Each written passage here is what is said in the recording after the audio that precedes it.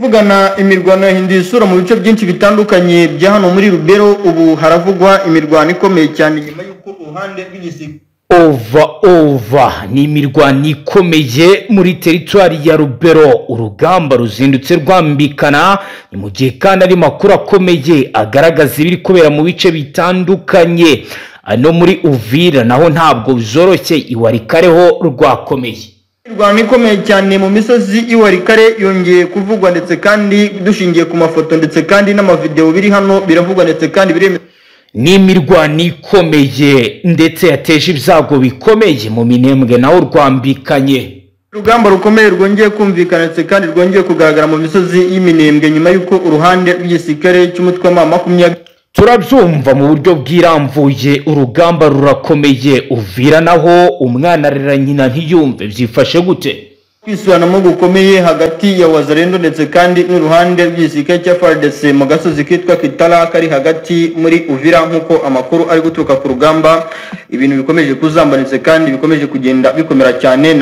Iyi ni paji ikomeye yanditseho amakuru atosoye yarabana n'umutekano, politike, ububanyi n'amakungu ndetse n'ubuzima bwa munsi bw'abanyagihugu. Banywanyi mwaramutse neza, turi mu gitondo cya kare kuri uyu munsi wa gatatu w'indwi kwigenekerezo rya gatatu ukwezi kwa Kigarama 2025. Turinjira mu bice bitandukanye tubabwira ibiri kugenda biba. Abahagaze ku mirongo imbere y'urugamba baraza kutubwira ko byaterwa n'uruhande rw'igisirikare cya FARDC, kuko biravuga yuko nyuma y'uko M23 ihakanye ndetse kandi kagaragaza yuko kugaragaza ko gufungura ikibuga cy'indege cya Goma n'ibijyanye no gufungura ikibuga cy'indege bije mu isura nshya. Ni mu gihe kandi abihaye Imana nabo babona igisubizo mu buryo butandukanye. Harabura amasaha 24 i Washington DC Son Excellence Felix Tshisekedi Tshilombo ndetse na His Excellence Paul Kagame bahure basinya amasezerano. Harabakani kandi abanyacyubahiro bakomeye barimo General Neva, perezida w'u Burundi we wamaze kurandinga i Washington DC, wagiye gutembera ndetse no kuzenguruka mu bice bitandukanye areba iterambere riri mu Burundi arigereranya n'iriri muri Leta Zunze Ubumwe za Amerika. Aho rero kuri ubu ategerejwe nawe muri uyu muhango. Ni mu gihe kandi hari Dr. William Ruto, perezida wa Kenya,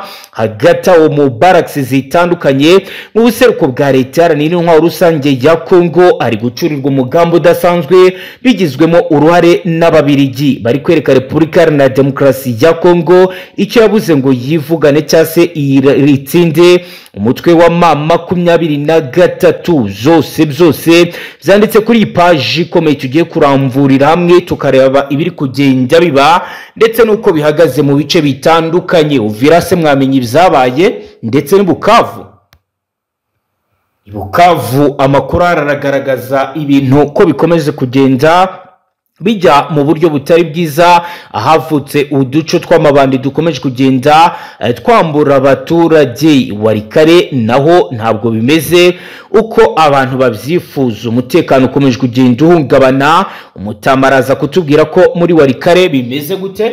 Izo bya Ntoto cyangwa Mutumoja bazamuka za Muriri baza kwisanga barenze imisozi ya Kibuwa. Aha rero niho urugamba rwaje gukomera cyane, nkuko amakuru akomeje kugenda angeraho bakomeje kugenda babimbwira. Biravugwa yuko umusozi witwa Kibuwa waje kumvikanaho urusaku rw'amasasu rw'imbunda.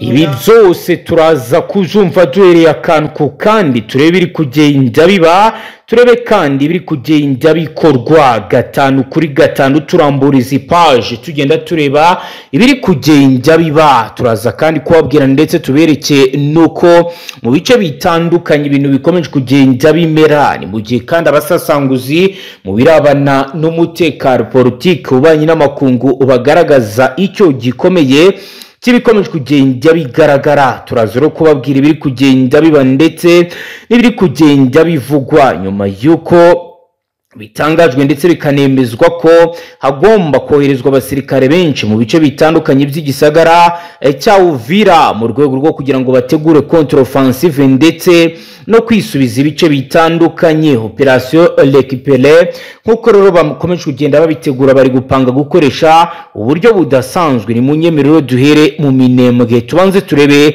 situation hazindutse, duha umutaramu wacu umwanya banza tubwire uko ibintu bihagaze mu Minembwe byifashe gute mutamu. Urugamba rukomeye rwongeye kumvikana kandi rwongeye kugaragara mu misozi y'Iminembwe nyuma yuko uruhande rw'igisirikare cy'umutwe wa 23 bo bagikomeje kugaragaza yuko bagishaka guhangana kandi no guhatana mu buryo budasanzwe kandi budasubirwaho. Bitunguranye rero agasozi kari hafi na Mwenga, agasozi navuga yuko ari agasozi kari strategique, na agasozi kitwa Kingurube kaje kuberaho imirwano idasanzwe. Na agasozi kari mu misozi y'Iminembwe. Aka gasozi rero ka Kingurube kumvikanyemo imirwano yaje gusakiranya uruhande rw'igisirikare cya FARDC ndetse kandi n'uruhande rwa M23. Iyi Kingurube yatatswe mu buryo butunguranye nyuma yuko n'ubundi FARDC yari ifite gahunda yo kuba yakwirukana uruhande rwa M23 muri ya misozi yegereza Kamituga za Kabilongo hara muri Mwenga, nyuma yuko uyu mutwe n'ubundi wakomeje kugenda utera intambwe usatirayo. Iyi rero ni Kingurube navuga yuko byatunguranye cyane kuko ku ruhande rw'igisirikare cya FARDC biravuga yuko abasirikare bagabye ibitero baturutse muri ba byerekezo biri hafi na za Nyarukungu, ariko benshi bakibaza bati se iyi Nyarukungu iri ndani hafi neza na Shabunda byagenze gute kugira ngo imisada y'abasirikare igere hano za Kingurube, kuko biravuga yuko urusaku rw'amasasu rwumvikanye mu masaha y'urukerera hagati y'umutwe wa 23 ndetse n'uruhande rw'igisirikare cya FARDC, ariko ikavuga yuko uruhande rwa FARDC mu minsi mike bari bamaze iminsi bacumacuma abasirikare babakura mu byerekezo byegereza Shabunda ndetse na Mwenga. Abenshi muri bo bikavuga yuko bari kuza biyambitse imyenda ya gisivile bakaza bagakorana n'abaturage bakorana nabo bya hafi. N'ubundi bona yuko bikomeje kugenda biteza ikibazo ku ruhande rw'uno mutwe, aho ukomeje kugenda wisanga mu ihurizo rikomeye cyane ry'uko hari n'uduce baherereyemo, ariko abaturage bakaba bakiri impirimbanyi z'uruhande rwo gushyigikira Kisekedi Shirombo n'igisirikare cye ndetse kandi n'abafatanyabikorwa be. Ubona yuko ibi bintu biri buze guteza ikibazo kiri ku rwego ruri hejuru. Iyi ni situation tayari iri mu Minembwe. Biro ni biri kwa mugiye n'ubundi kuva mu rukerera rw'ejo kuwa kabiri kwigenekerezo rya kabiri Kigarama 2025. Inyeshyamba zo mutwe wa AFC zaramukiye n'ubundi mu mirwano ikomeye yabahuje n'ihuriro ry'ingabo zirwana ku ruhande rwa leta ya Repubulika Iharanira Demokarasi ya Kongo mu bice bitandukanye by'intara ya Kivu y'Amajyepfo. Amakuru y'imirwano aranemezwa n'abayobozi batandukanye bo ku ruhande rwa AFC, yaba Laurent kuvugira uyu mutwe mu bya politike ndetse na Bertrand Bisimwa usanze ari umuhuzabikorwa wungirije mu bya politike.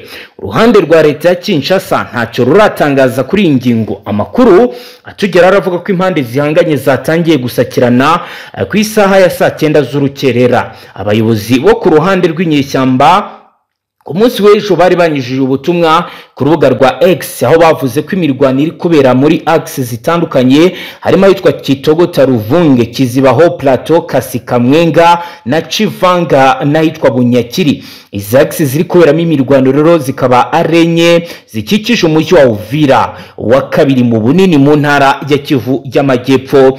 Nkuko rero bigaragara yaba Kanyuka ndetse na Bisimwa bombi batangaje ko ihuriro ry'ingabo zirwana ku ruhande rwa leta ya Kongo Kinshasa zatangije iriya mirwano ubwo zateraga ibirindiro bya AFC. Kanyuka abinyujije ku rubuga rwe rwa X ejo yavuze ko ibintu zifashe nabi cyane kandi bikomeje kuzamba umunota ku wundi, ariko Bisimwa yavuze ko ingabo za AFC ziri kwirwanaho kugeza ubu Kivu y'Amajyepfo ikaba yaramukiyemo imirwano ikomeye, mu gihe Perezida Kisekedi Chilombo ari mu myiteguro yo kwerekeza Washington DC muri Leta Zunze Ubumwe za Amerika kugira ngo hajye gusinywa amasezerano. Ibi rero ni ibiri kwa mu gihe banywanyi kuri ubu. Amakuru ari kandi y'ukuri aragaragaza ko abarenga 100 bo muri Repubulika ya Demokarasi ya Kongo bamaze kurandinga Washington DC aho bitabiriye isinywa ry'amasezerano. Ariko ndababwiza ukuri ko muri Warikare naho urugamba rurakaze. Mutama tubwira ibiza Warikare.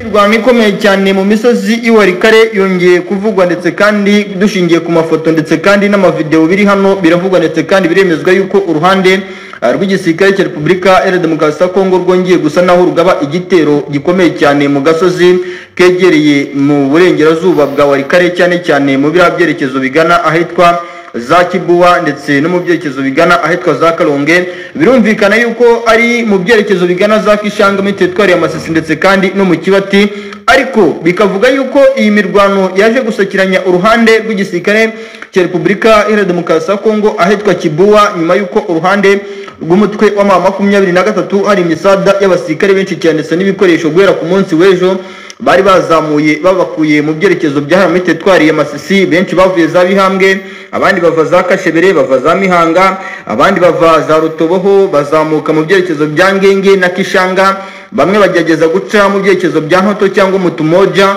bazamuka za Muriri, baza kwisanga barenze imisozi ya Kibuwa. Aha rero niho urugamba rwaje gukomera cyane nk'uko amakuru akomeje kugenda angeraho, bakomeje kugenda babimbwira. Biravugwa yuko umusozi witwa Kibuwa waje kumvikanaho urusaku rw'amasasu rw'imbunda n'intoya bituruka ku ruhande rw'igisirikare cya FARDC ku misada y'abasirikare bohereje cyane, higanjemo intwaro ziri mu bwoko bw'ama BM21, BM12. Ibi ni ibikoresho byavuye ahitwa Kisi, biva Kembe, biva Bunyampuri, biva Kasuka, byerekeza ahitwa Kibuwa. Kibuwa rero aka gace niko kaje kuberamo imirwano ikomeye ndetse kandi ni imirwano yaje kubaho gutakaza gukomeye cyane ku mpande zose nk'uko amakuru ari guturuka ku ruhande rw'igisirikare cya FARDC no ku ruhande rw'umutwe w'intare za Sarambwe. Ariko nanone bikavuga yuko ibi byose FARDC iri kubikora nyuma yuko iri kubona yuko uko igerageza gutuza cyangwa guceceka, ariko uyu mutwe ukomeje kugenda utera intambwe usatira iriya misozi yegereye Nsindo, Kasuka, Bunyampuri muri Walikale nk'uko amakuru ari guturuka ku rugamba. Ubona yuko urugamba rwakomeretse kandi rwabaye ubugizi bidasubirwaho. Rero Kibuwa aka gace navuga yuko nta numwe uri kukagenzura, by'abari ku ruhande rwa FARDC cyangwa ku mutwe wa M23. Nyuma y'imirwano ihabereye habayeho gusa naho FARDC ihagarara muri ya misozi za Kasuka na Kinke na Rimangi, igerageza gusheringa ikoresheje imbunda ziri mu bwoko bw'ama BM21 na BM12.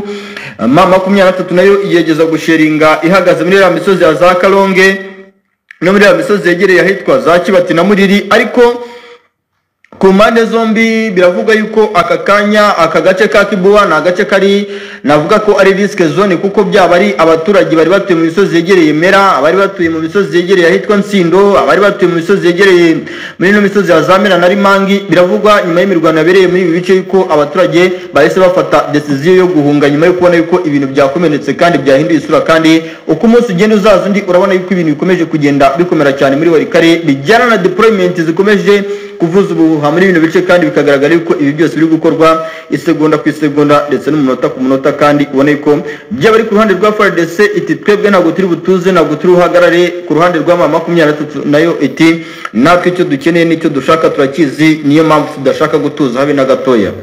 Ibi rero ni ibiri kubera i Walikale banywanyi. Hari andi makuru akomeye ahari avuga ko indege zitagira abaderevu cyangwa se abapilote zihururirwana ku buhande rw'ubutegetsi bwa Kinshasa ku munsi w'ejo kuwa kabiri zagabye ibitero ku baturage Nyabyondo muri teritwari ya Masisi nk'uko bizatangajwe n'umuvugizi wa AFC Laurence Kanyuka.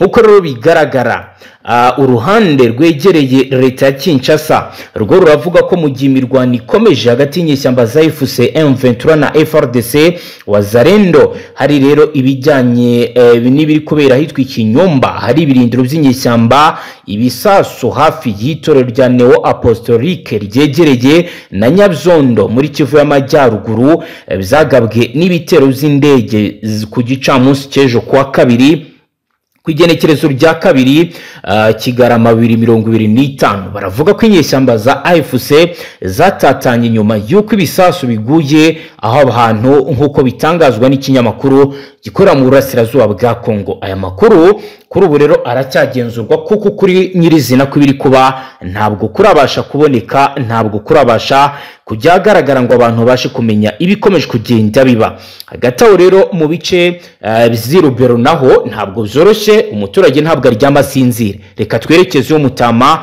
atubwire ibiri kubera i Rubero ibiri kugenda biba.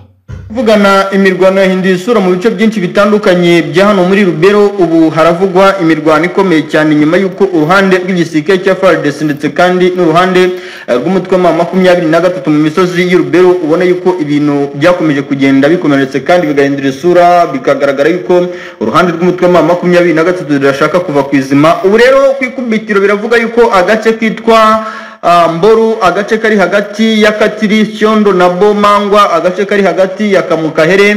Aka gace ka Mboru rero ndabibutsa yuko ari agace kari hagati y'imisozi yegereye Butembo, kakaba hagati y'imisozi yegereye parike ya Virunga, kakaba hagati ya Beni muri ari amashyamba.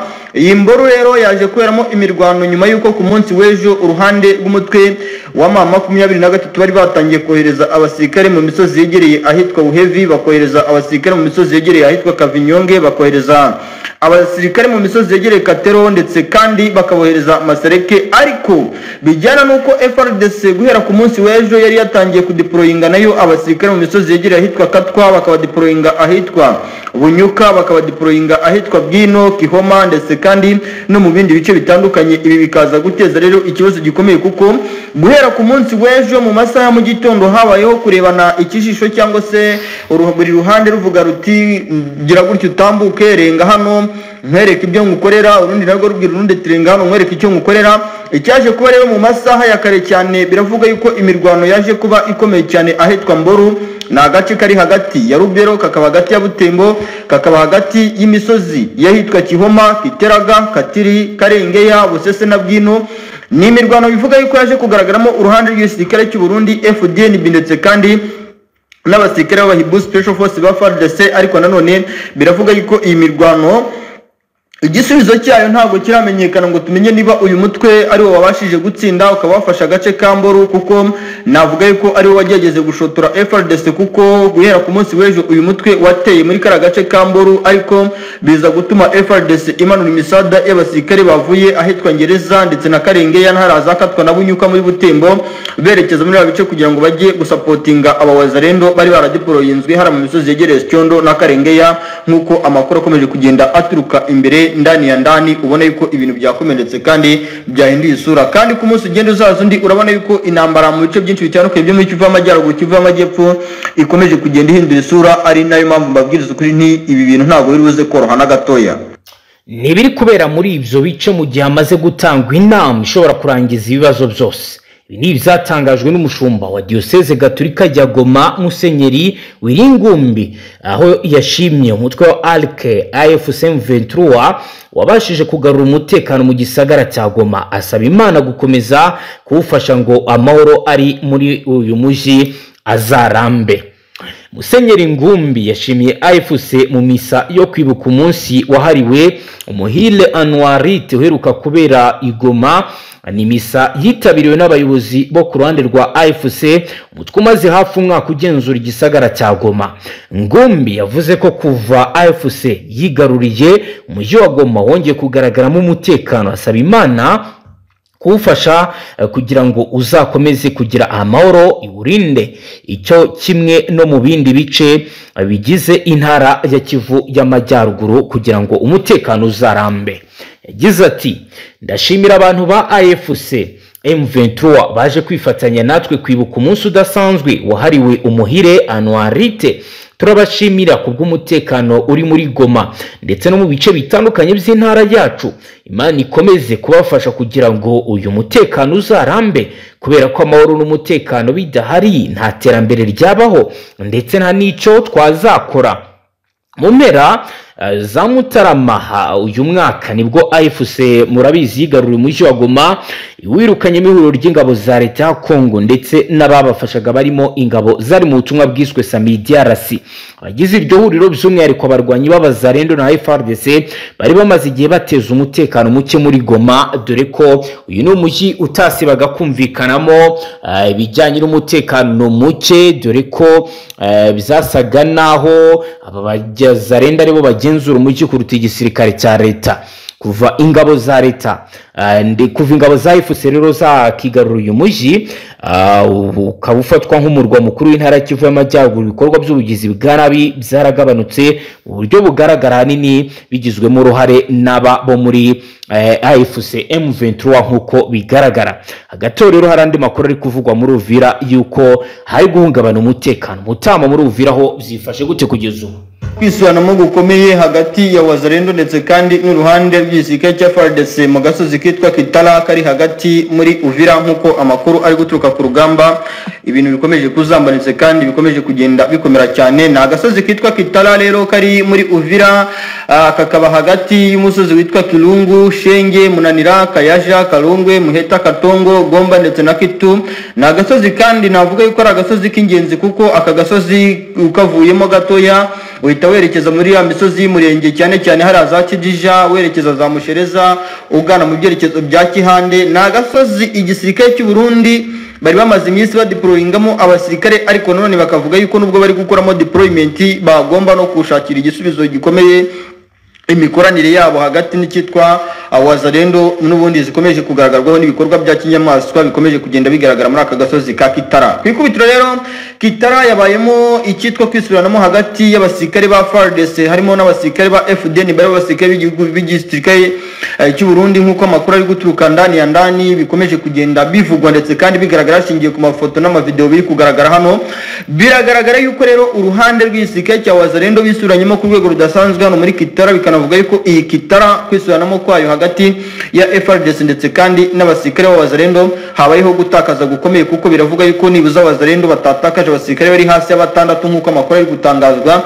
Ibi bibaye nyuma yuko igisirikare cy'u Burundi kiri gutunda Wazalendo kibakura hano mu mujyi wa Uvira muri byice bya za Kavimbira za Kiriba baberekeza mu gihugu cy'u Burundi. Ngira mu mazi iminsi mubona amafoto n'amavideo ye imodoka zicicikana ziva Uvira zijya mu Burundi, izindi ziva mu Burundi zizana abasirikare muri Uvira. Urabona yuko situation Uvira ubwayo no ku ruhande rwa FARDC ntago barayishakira igisubizo. Rero bivuga yuko ibi bintu bishobora kuza guteza akaganetse kandi ikibazo gikomeye mu gihe FARDC ubwayo nayo ikomeje kugenda yisubiranamo, cyane cyane n'uyu mujyi wa Uvira ubona yuko ukomeje kugenda uba ikibazo cyane ku ruhande rwa Wazalendo. Bavuga bati twebwe ntago turekura, kuko baravuga yuko Wazalendo nyuma yuko hafashwe umwanzuro yuko igiye no guhabwa imyitozo ku butaka bw'igihugu cy'u Burundi, abenshi mu bafashe n'umwanzuro wo gutoroka bagashyira intwaro hasi cyangwa abandi bakazitwara bakajya kuzisha mu mago nk'uko bisanzwe, kuko byamaze kugaragara yuko mu bice byinshi bitandukanye hamaze kunyanyagira imbunda hagati mu baturage. Ubona yuko rero biri buze gutera situation itari nziza nk'uko amakuru ari guturuka hagati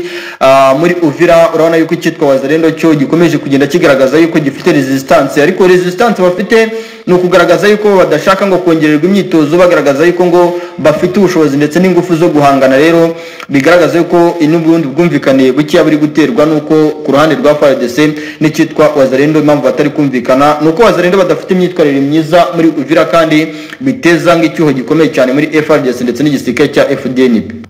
Ngayo nguko rero banywanyi na amakuru akomeye yaragezweho ngaha tubashyikiriza rero amakuru abatosoye yarabana n'umutekano, politike, ububanyi n'amakungu ndetse n'ubuzima bwa munsi bw'abanyagihugu. Kuri dukurikiye bwa mbere hitushonda sabone ntuzongere gucika ukundi n'amakuru ndetse n'ibindi biganiro tubashyikiriza ngaha. Hasta la vista.